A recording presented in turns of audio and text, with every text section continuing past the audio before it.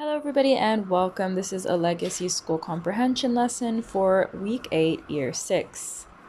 So for this lesson, you'll need your comprehension booklet, pages 29 to 31, or sheet 8. So we're going to go ahead and read through the passage and then have a look at the questions. This week we have a passage written from a book written by Roald Dahl. It's called The Boy Who Talked to Animals. Standing on the balcony of my hotel room, looking out at the dark expanse of sea, I suddenly became aware of a great commotion on the beach. Glancing over, I saw a crowd of people clustering around something at the water's edge. There was a canoe-type fisherman's boat on the sand nearby, and all I could think was that a fisherman had come in with lots of fish and that the crowd was looking at it. So we have a couple of words here. The word commotion, a great commotion. Commotion is like when there's a huge fuss or when people are very noisy or when something exciting is happening. So he said there were people clustering around something. So to cluster around is to group around. So when people are in groups surrounding something. But it wasn't a haul of fish at all. It was a turtle, an upside-down turtle. And what a turtle it was! I had not thought it possible for a turtle to be as enormous as this. If it had been the right way up, I think a tall man could have sat on its back without his feet touching the ground. So this turtle was so big that if it was upright and somebody sat on the top of its shell, then their feet wouldn't even be able to touch the ground, and that's how big the turtle was. The fisherman who had caught it had tipped the turtle on its back to stop it from getting away. There was also a thick rope tied around the middle of its shell, and one proud fisherman stood holding the end of the rope tightly in both hands. Upside down it lay, this magnificent creature, with its four thick flippers waving frantically in the air, its long wrinkled neck stretching far out of its shell. The crowd was thrilled and delighted. They were discussing the capture and the possible destruction of a creature who seemed, even when upside down, to be extraordinarily dignified. One thing was certain: he was senior to any of them. For probably 150 years, he had been swimming in these green waters, and now here he was, clearly alarmed by the noise and shouting around him, his old wrinkled neck straining out of its shell, the great head twisting this way and that. So there are a few things I want to discuss in this paragraph. So the crowd was thrilled and delighted. So they were super, super excited. They were discussing its possible destruction. So they were even thinking about killing the turtle. And the writer described it as dignified, even when it was upside down. So dignified means it's quite a respectable creature. And he was calm and collected. So it said one thing was certain, that he was senior to any of them. So when you are senior to somebody else, that means you are older than them. So this is an interesting way to describe how old the crab was. And then the next sentence says that it seemed that the turtle was about 150 years old. The next paragraph, suddenly I heard high-pitched screams. "No!" screamed the scream. "No, no, no!" The crowd froze. Every single person present turned towards where the screams were coming from. Half walking, half running down the beach were three people: a man, a woman, and a small boy who was pulling the man along. It was the boy who was screaming. "Don't!" he screamed. "Let him go! Please let him go!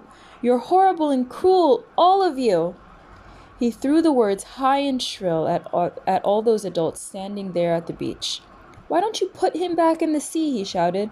"He hasn't done anything to you." He stood small and erect, facing the crowd, his eyes shining like two stars. He was magnificent.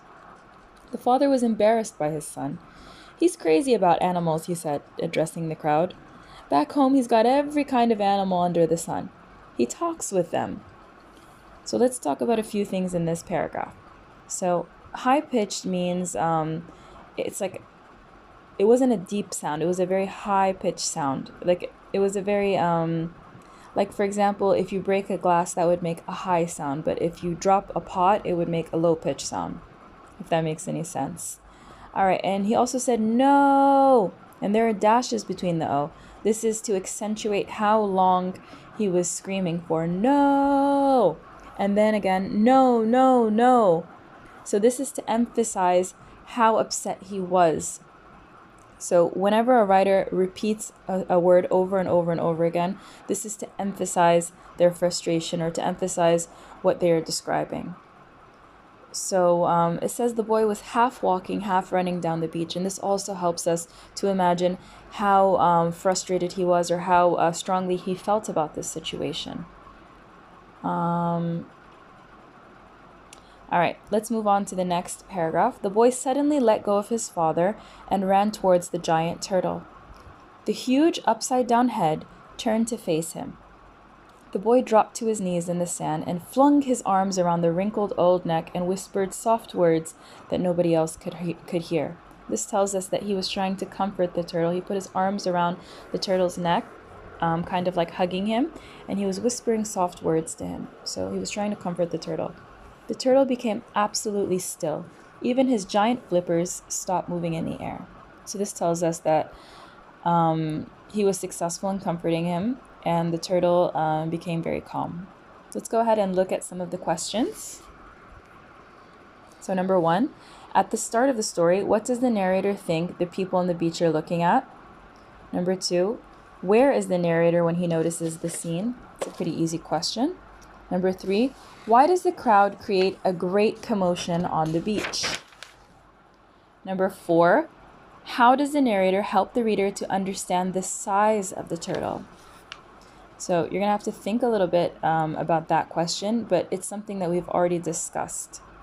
Number 5, find 2 sentences that proves that the narrator admires the turtle. So to admire something is to think highly of, or to see it in a good light, to think that something is amazing. Number 6, which 2 statements about the turtle are true? A, it is the right way up. B, it is older than anyone there. C, it is trying to attack the crowd. D, its head is moving around. And E, its neck is very smooth. 7, suggest 2 reasons why the fisherman is holding the rope tightly. 8, the word magnificent is used in paragraph 3 and paragraph 5. Who or what does the word describe in each case? So you're going to go back and find the word magnificent and find the subject for this adjective. And just write down the subjects for me. 9, give 1 word from paragraph 4 which means the same as scared. 10, look at paragraph 4 again. What is the narrator's opinion of what is happening on the beach? Circle 1 correct option. A, the narrator feels pleased that the turtle has been caught. B, the narrator feels upset by all the noise that the crowd is making. C, the narrator thinks the crowd is fussing too much about the turtle. D, the narrator thinks the crowd should show the turtle respect. 11, the crowd froze. This is in paragraph 5. Explain in your own words what this sentence means. So I want you to think long and hard about that one as well. Number 12, look at these lines. Suddenly I heard high-pitched screams. No! Screamed the scream. No, no, no. The crowd froze. Every single person turned towards where the screams were coming from. This is also paragraph 5, and we've actually discussed this part of the story. I want you to give 2 ways that the writer builds up tension in these lines, or builds up excitement. We've already explained that actually, but I want you to now explain it in your own words. Number 13, explain why the father might be embarrassed. 14, he stood small and erect facing the crowd, his eyes shining like 2 stars. What is shining like 2 stars an example of? Alliteration, metaphor, personification, or a simile? Number 15, explain in your own words what happened in the last paragraph. Number 16, do you think the turtle trusts the boy, and what makes you think so? And then we are going to do extension work.